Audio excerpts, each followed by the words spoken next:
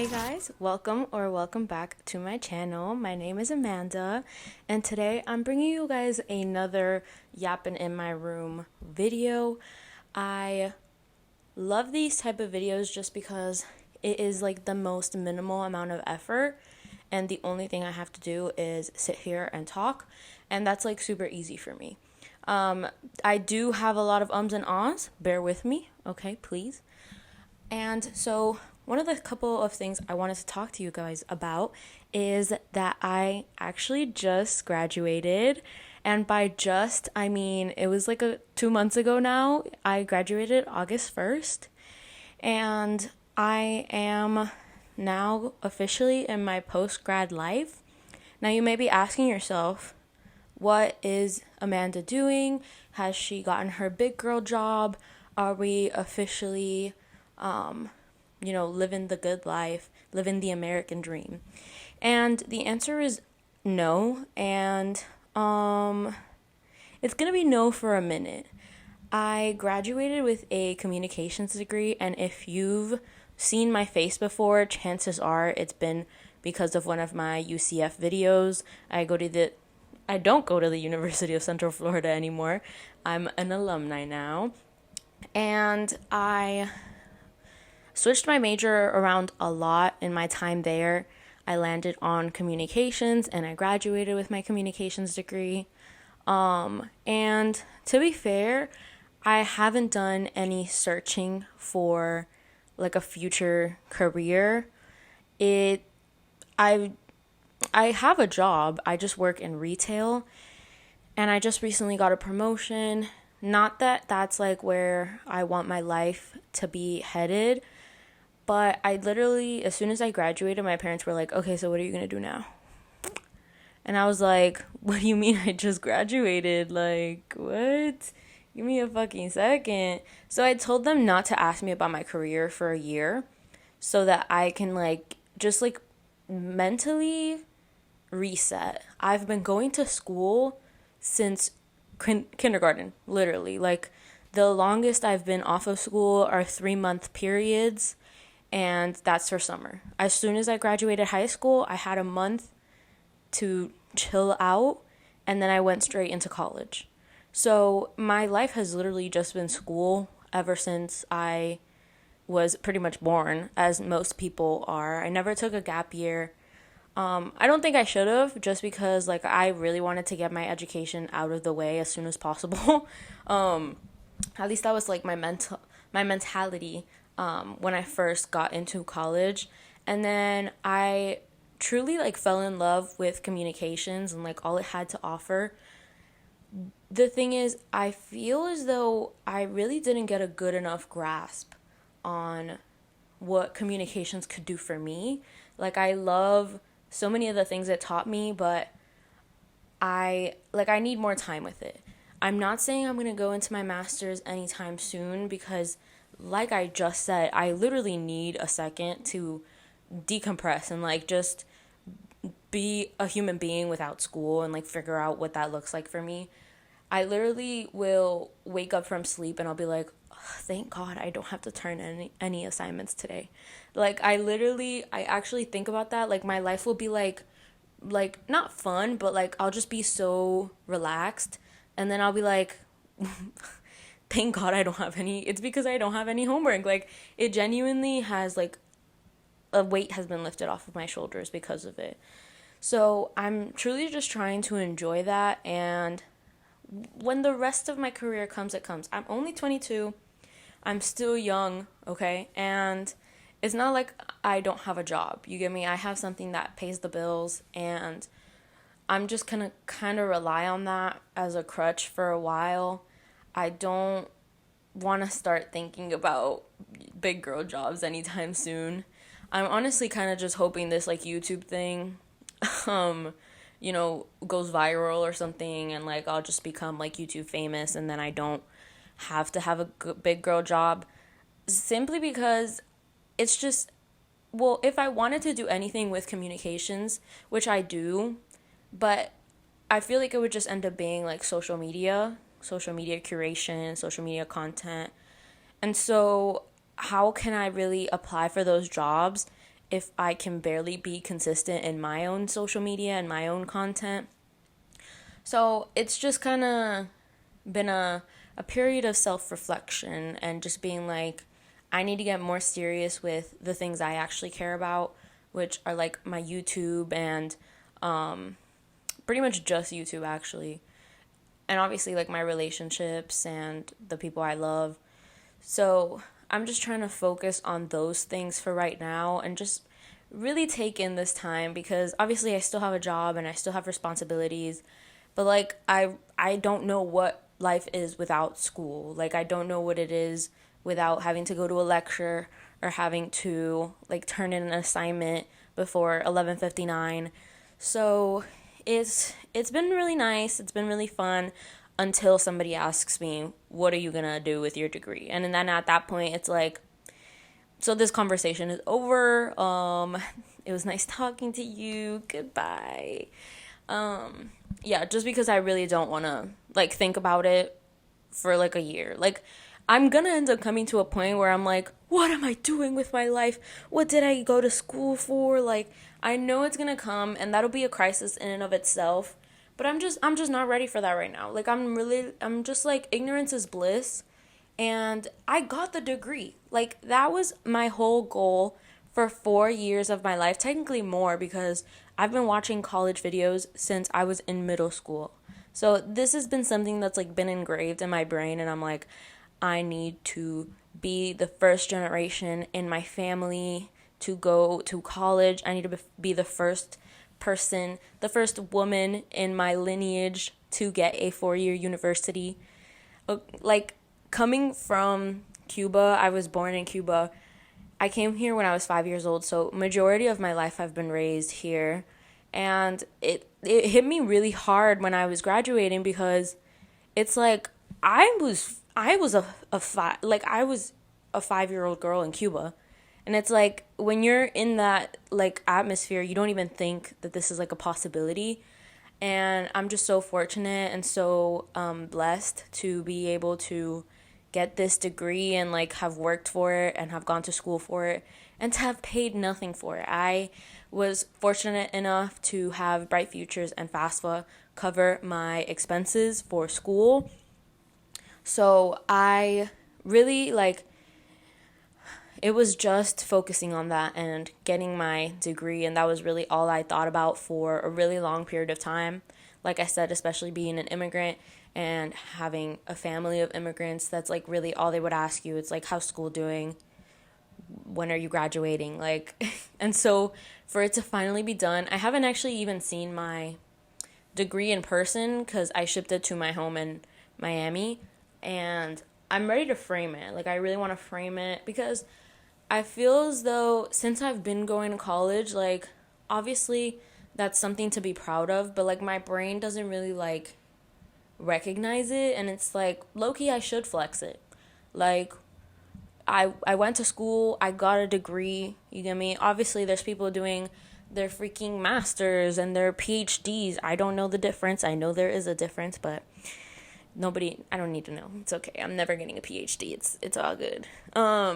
But yeah, I do think that one day down the line I want to get a master's degree simply because I actually love communications and I do want to learn more because from what I did learn while I was in school, like I was super interested in it, and I feel as though like I really didn't take enough classes that would have educated me enough to be able to actually use my degree in something else that isn't like content creation. Granted, I did graduate with communications as a visual track. So like obviously content creation and like just like visual media was very much my main focus, which is why a lot of my classes dealt with like them hand in hand. But I don't know, I really liked communications and just everything I learned through that course, with those courses. It really opened my mind more. I always make a joke because if you don't know my lore, I was a film student and then I had to switch to communications. So I like really, there was a point in time where I was really devastated by that, but it lasted like 2 weeks because I was like, if one door closes, the other opens. And they made I always make the joke that they made a mistake making me a communications major because it just made me more woke than I already was. And it's like now I'm insufferable and with a degree to back it up, okay? So it's been really nice just to relax and kind of be proud of myself for accomplishing something that I had wanted to accomplish for a really long time. And then since we were talking about social media and like the visual media, that was actually a second topic I wanted to talk to you guys about because I made the decision to put an app blocker on my phone.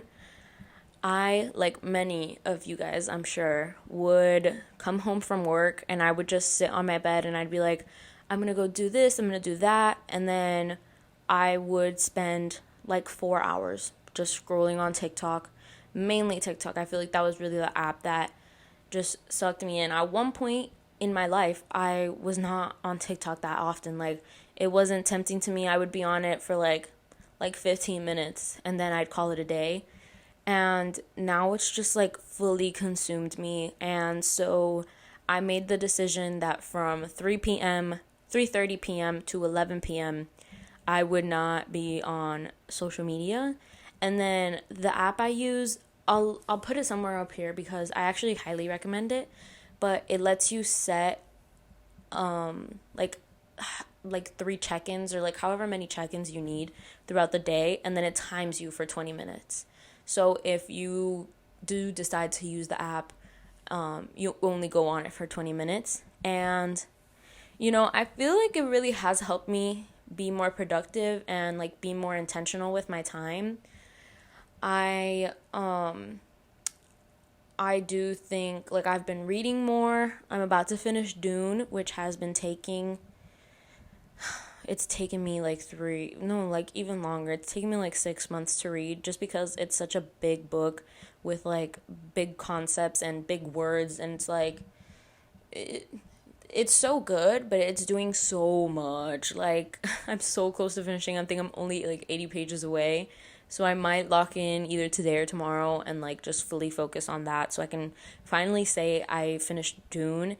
That's actually the only book I've read this year, and one of my New Year's goals was to read 5 books, but that book is 800 pages long. So I feel like once I finish that, I do have some other books lined up. I am going to keep reading the Dune series, but I think I'm only going to read up to the 4th book because I don't give a fuck what Frank's son has to say about this franchise. Like, I really don't care.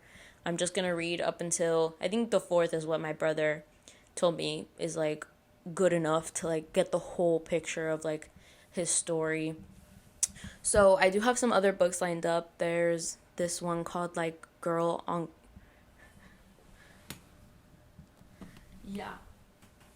There's this one called Girl on Girl. I know it doesn't sound correct, but it's a book about how society and like social media has created this culture of women pitting each other against other women. And so I'm really excited to read that one. And I'm definitely going to read the second Dune book because it's a lot smaller. It's like once you make it through the first Dune, I'm unbeatable. They can do nothing to stop me. Granted, it did take me like 6 months to do it, but girl, at least I did it. So I'm not being too hard on myself if I don't end up reading those 5 books because I read 0 like in 2024 and 2023. I actually even had my own book talk account at one point in high school, and I was like an avid reader. Like, I would read like 3 to 4 books a month, probably even more. But I just went through a slump that lasted 2 years. So I haven't read a single book, and so one of my goals for this year was to like pick up reading and just like build that habit again. I think Dune was a good book to start, but it's also a really long book to start. Like, it's helped me because the story really does just grab your attention and just like rope you into the world. But god damn, is it freaking long. It's so long. Oh my goodness. Frank did his big one with that one though. Like, he really ate. So I'm excited to finish that. And then other things I've been doing with my time is getting back into making YouTube videos and just kind of building a routine with that, because that's really what I struggle with, is coming up with ideas and like staying on top of them and like filming them, editing them, just kind of building that routine up. I'm still really bad at it. And sometimes I'll be using all of my social media check-ins in the span of like an hour. It'll be like 20 minutes have passed, get off the app, and then I'll go, boom, give me another 20 minutes. It's like I'm a TikTok-holic.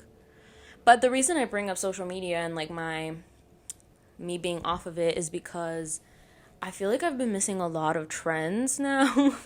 Like I haven't been as up to date, as chronically online as I used to be. Obviously because I'm not on social media as much, but my friends will be like making references or will be like talking about something in specific that's like becoming a trend now, and I'm like, "What? What are you talking about?" And like I low-key feel annoying because it's like if I was on the same like sphere as them in like social media, then I wouldn't need them to explain it to me because I get it. You get me? Like I'm there, we're talking about the same thing. It's like a different language. But yeah, I honestly do like being off of social media. I cannot just cold turkey it, like raw dog it. I can't do that. I feel like if you can, wow, you're a different breed, because I feel like I could do it for like a day and then I just end up going back to it. I have no self-control that way, and I just like I prefer having specific times where I'm not allowed to be on it, cuz like girl, if I'm at work, like let me enjoy my little TikToks, let me go on my Instagram. But then when I'm home, it's like on business, you get me? Like I can't just be like the whole time, because then I'm literally just wasting my life and wasting my time on something that sure, like it will benefit me every now and then, because like I like everybody else have learned so many different things on TikTok. Like it's taught me so many things, it's shown me so many things. It's a really great app, but everything needs to have a balance. You can't spend your whole day on the app, you get me? Like it's just not good for you. It's that like needing, it's like gratification. It's the instant gratification of just like short form content and just watching all of those little videos, and like some of them will make you laugh, some of them will make you cry, some of them will inform you. It's like so many different forms of emotion. I literally at one point used to go on TikTok and like the first couple of things would be like heartbreaking, and I would start my day off by like literally fucking crying. It's like what? What? It's such a weird app. It's such a weird like concept. Obviously it's amazing in a lot of ways, but it's also really harmful. And so I'm just trying to balance that out and balance my time. I love to bed rot more than anyone. Like, no, I love to bed rot just as much as everyone. But it's just, I can't keep doing that to my brain. I'm doing myself a disservice by allowing myself to just sit there and like do fucking nothing. As much as I love it, as much as I love just like sitting there and like not doing a single thing, right? That's like my dream, is just being able to be in my bed all day and not do anything. But I can't do it to myself. So I'm standing strong, okay? I'm like on a 17-day streak. So I'm crazy. I'm so talented. I'm so cool. Yeah. So that's really, I mean, I encourage any of you guys that feel the same way. It's like, because it's really hard to realize like, oh, I'm spending a lot of time on social media or just a lot of time on my phone. And it's like, girl, our ancestors did not know what the fuck TikTok was, or what the fuck any of these like memes and like slang was. And they lived a somewhat fulfilling life. At least some of them did. So it's like, if we can just choose to spend our time more intentionally, I think our lives will be like a lot happier and a lot more fulfilling. That was really hard to say. Another thing I wanted to talk to you guys about, it might be a little controversial. What the hell did I just say? It might be a little more controversial, is Taylor Swift's new album. I know what some of you guys are gonna say. I've seen every single commentary known to man. I'm not even a Taylor Swift fan anymore. I used to be a really big fan. I actually went to the Eras tour. I have the vlog on my channel. Like I was a stan, okay? Like I was in that shit. And it's just over time her newest music just hasn't been something that I've like gravitated towards. Like I really feel like I'm not missing anything by not listening to those albums. But I decided to give her a try with this one simply because my only reason was because she had a song with Sabrina Carpenter, and I love Sabrina Carpenter down. I've also been to her Emails I Can't Send concert. I actually recorded that too. It was a good time to be a subscriber, honestly. I was just posting and posting and posting. But yeah, I went to her concert, and so I love Sabrina Carpenter and like everything she does. Well, not everything, but like I love her. I love her music. So I decided to give it a listen because like girl, I used to love Taylor Swift. I loved Sabrina Carpenter. It's like what could go wrong? And the whole song went wrong, honestly. Like I was really disappointed. It was not good whatsoever. At one point like their voices blended together so much that I couldn't tell who was who. Now upon like listening to it a couple more times when I have been on TikTok, I can definitely tell who's who. But that song was so disappointing. And then I, instead of listening through the whole album, like I watched people listening to it, and I really didn't like it. I didn't like it. The one that I would say is like the best one, or like the better one, was the, I think it's Opalite. I don't remember. It's like the one, the land, the sea, na, na, na, that one. I'm sure you guys know which one I'm talking about, but that's like the catchiest one. Every single other one, I'm like, oh, okay. And a lot of Taylor Swift fans are not liking the album, and it's like pigs are flying because Taylor Swift fans will defend her for literally anything and everything. So it was kind of really shocking to see that a lot of people didn't like the album. And I'm happy. I'm not like praying on her downfall or anything. I really could care less what she does with her life and like her music. But it was really shocking to see that so many of her fans didn't like her, and that like they're opening their eyes up to like criticism for her, and like just keeping it real and not being like brainwashed and like a cult. I recently have been seeing a lot of clips of, I think her name is like Cutie Cinderella. She's like a famous Twitch streamer, I think. And she's like a very big Taylor Swift fan. And she's like saying, she sounds like delusional. She genuinely sounds like she's like like a patient in some sort of ward, being like, she did it on purpose. It's cringe on purpose. It's like, sure, you can acknowledge that point, but you can still also say like it was cringe on purpose, but it was bad. Like it was cringe on purpose. Like that was her intent, but it was bad. Like it was still bad anyway. Like maybe that was her intention, but it wasn't like cringy, satirical good. Like it was just like not good. I don't know. I don't know. I really didn't. I wasn't a fan of the songs. The one with Sabrina Carpenter was like a really big letdown for me because like I said, I love Sabrina, and I was really expecting something like more pop and like more energy, but like you chose to have like the one like what's the word, like calmish song on when you have Sabrina Carpenter. Like be so fucking for real. Like oh my god, genuinely so annoying. And then Cancelled was cringe. A lot of them like weren't good. Like I didn't like them.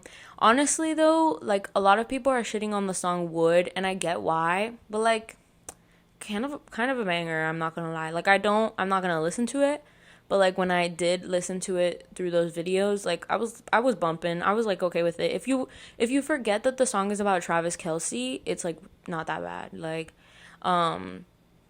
it's clever, not in the way that Sabrina Carpenter is clever, but it's just like a fun little like wordplay. Like I do like it. I'm not gonna lie. Actually, never mind. Well, see, it's like I'll acknowledge like one thing that I liked about the song, and then I'll actually think about it, and I'm gonna be like, you know what? Never mind. But like I could bump to that one. I could like I can listen to that one, and Opalite, I guess.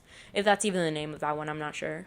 But yeah, I'm not a Taylor Swift fan anymore. I feel like I do still like a lot of her old stuff. Like Reputation used to be my favorite album, and I love Folklore Evermore. Midnights holds a special place in my heart because that was the album that actually got me into her. I was like a bit of a late bloomer in the Taylor Swift fandom.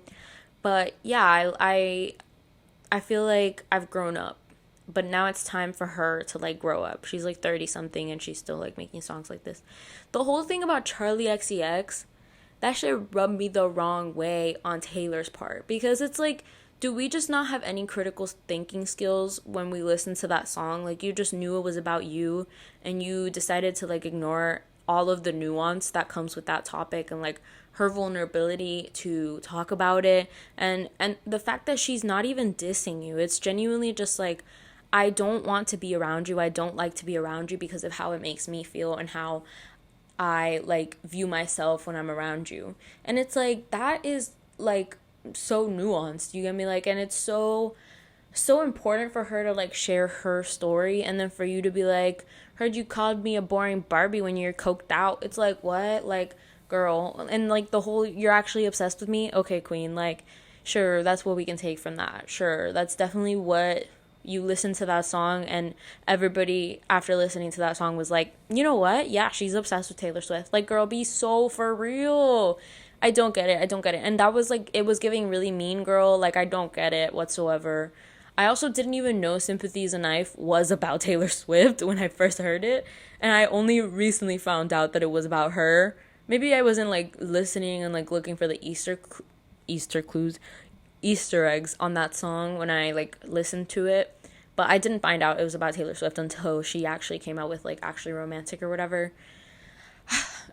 I'm disappointed, to say the least. I think a lot of her fans expected more and were honestly like disappointed with what she came out with. And I mean, if she can recover from this, good for her. I also saw something about her necklace being a necklace that she's selling on her store being like a literal Nazi symbol.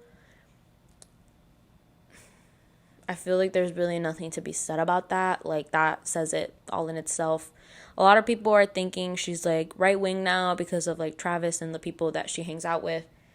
And I honestly don't care. She hasn't mentioned a single thing about Palestine in the years that this conflict has been going on. So it's like, am I really surprised? No. She's a white woman. Like, unfortunately, what could we have expected? And it's like, yeah, she's endorsed candidates. She's endorsed she's endorsed Democratic candidates. But it's like, almost like it was against her will. Like, most of her fans have to like beg her to do it. And it's like, guys, just stop begging these fuck-ass celebrities to say anything about things that matter. Because it's like, clearly it doesn't matter to them. They think it doesn't affect them. And we should just stop valuing their opinions and their... Like, obviously, they have the power to make change and, like, do change. But only because we as fans give them that power. Like, we give them money. We are the reason they are famous. We are the reason they are influential. Because we are easily influenced by them. And so, like, if we just start thinking with our thinking caps on, just stop listening to them. Stop listening to them and stop, like, asking them to do more with their platform if they're not already doing it. Like, if you have to beg somebody to do it, it's like, fuck you, then. Like, I've seen so many people who don't even have, like, followers or, like, aren't content creators post about, like, issues that are going on in this country, and it's like, if that celebrity isn't gonna do it, then it's like, okay, move on to the next. Let's stop giving them money. Let's boycott their shit. Like, let's stop listening to their music and make somebody who is going to talk about these topics famous, because we hold the power. We hold the influence. It's what we want to do and what we want to listen to that gives them money. So Why did I just finish this with like a call to action? Like that really wasn't the point. But I mean shit. Like if you want to take it from a 22-year-old girl with 200 subscribers, then like shit.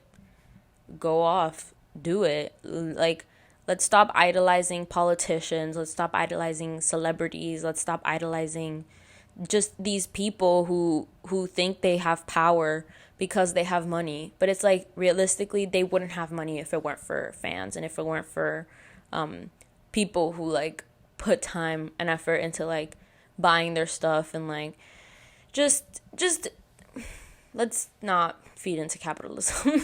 I just really took a turn. Like I started talking about so many different things and it's like I mean I guess that's what a podcast is for, you know? So I'm just gonna leave it off like this. I've been talking for 30 minutes. And so I hope you guys have an amazing rest of your day. Thank you for listening. And I'll see you guys in the next video. Bye.